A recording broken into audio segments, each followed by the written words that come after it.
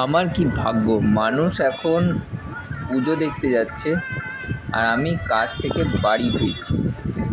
মানে জীবন মাঝে মাঝে এমন কিছু শিখিয়ে দিয়ে যায় না, এই সিচুয়েশানগুলো না এলে ঠিক বোঝা যায় না।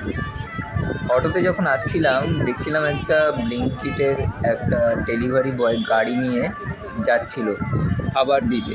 আমার তখন মনে হচ্ছিল যে সত্যি বলতে এদের পুজো বলে কিছু হয় না, সারাক্ষণই গাড়িতে মানুষের খাবার ডেলিভারি দেওয়া।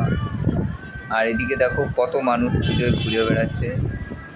জীবন অনেক কিছু না তোমাদের মাঝে মধ্যে লেসন দেবে এবং দেয়ও, তো সেটা মাঝে মাঝে সহ্য করতে হয়।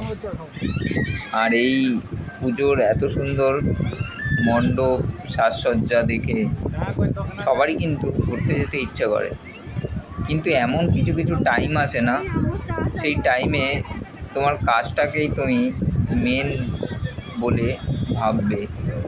আর সত্যি কথা বলতে এই রকম সিচুয়েশান না এলেও বোঝা যায় না যে লাইফ কতটা স্ট্রাগেলের আর লাইফ কতটা কঠিন হতে পারে।